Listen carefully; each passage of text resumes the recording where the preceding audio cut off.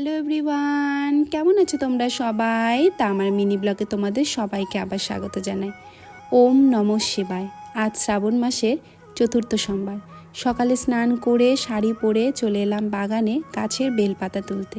আমি যখন আমার এই বেল গাছটা লাগিয়েছিলাম, শুধু মহাদেবকে বলেছিলাম, দেখো মহাদেব, গাছটা যেন হয়, সেই গাছের বেলপাতা যেন আমি তোমায় দিতে পারি। আজ দেখো গাছটা কত সুন্দর হয়েছে, আর এখন এত কচি কচি বেলপাতা হচ্ছে। চলো, বেলপাতা তুলে নিয়ে চলে এলাম প্রতিবেশী দিদির বাড়িতে। আমি এসে ওদের কলিং বেলটা বাজিয়েছিলাম। দিদির মেয়ে ঐশী, ও দৌড়ে নিচে নামছিল আমাকে দরজাটা খুলে দেওয়ার জন্য। আসলে ওরা বেশিরভাগ টাইম ওপরেই থাকে, তাই আমি একটু দিদিদের বাগানটা ঘোরাফেরা করছিলাম। এসে দেখি দিদি পুজোতে বসেছে। আজকে দিদির অফিসে ছুটি আছে, তাই দিদির সঙ্গেও দেখা হয়ে গেল। অন্যদিন তো দিদির সঙ্গে দেখা হয় না। দিদির পুজো হয়ে যাওয়ার পর আমিও মহাদেবের মাথায় জল ঢেলে আজকে সোমবারটা পালন করলাম। আমার পুজো হয়ে গেছে। হর হর মহাদেব। মহাদেব যেন আমাদের সবাইকে ভালো রাখে আর সব কিছু থেকে যেন রক্ষা করে। চলো, পুজো হয়ে যাওয়ার পর আমি একটু মহাদেবের কাছে বসেছিলাম। আমি ছোট থেকে আমার মাকে দেখেছি যে পুজো হয়ে যাওয়ার পর ঠাকুর ঘরে ঠাকুরের কাছে কিছুক্ষণ বসে থাকতে।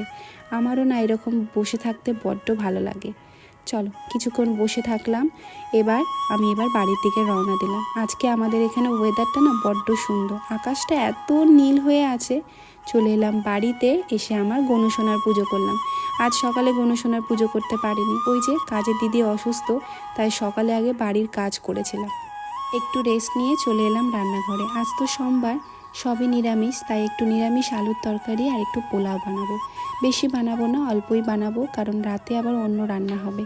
রাতের জন্য একটু ঘুগনি ভিজিয়ে রেখেছি, রাতে রুটি আর নিরামিষ ঘুগনি হবে, তাই অল্প করে একটু আলুর তরকারি করব। ওদিকে ভাতটা চাপিয়ে দিয়েছি, আর এখানে আলুর তরকারির জন্য টমেটো, আদা, লঙ্কা, জিরে একসাথে পেস্ট করে নিলাম। প্রথমে ভাবলাম আগে পোলাওটা বানিয়ে নিই, যেহেতু ভাতটা হয়ে গেছে, নইলে আবার ভাতটা আবার বেশি সেদ্ধ হয়ে যাবে। তাই এদিকে পোলাওয়ের জন্য সমস্ত সবজিগুলো ভাজতে বসিয়ে দিলাম, আর এখানে আমার পেস্ট রেডি। আলুর তরকারিটার মধ্যে আজকে একটু বাদাম আর একটু কাজু বাটা দেব। টক দই থাকলে ভালো হতো। ওদিকে আমার পোলাওয়ের ভাতটা দিয়ে দিলাম কড়াইতে, আর এখানে আলুগুলোকে আগে ভেজে নিলাম। তারপরে শুকনো লঙ্কা, গোটা গরম মশলা আর পাঁচফোড়ন দিয়ে ওই যে আদা পেস্টটা ছিল সেটা তেলের মধ্যে দিয়ে দিলাম। এটাকে ভালো করে একটু ভেজে নিলাম।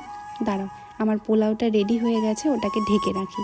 এদিকে মশলাটা কষানো হয়ে গেছে। তারপর দিয়ে দিলাম বেটে রাখা বাদাম আর কাজু বাটাটা। তারপর ওটাকে ভালো করে একসঙ্গে মিক্স করে নিলাম।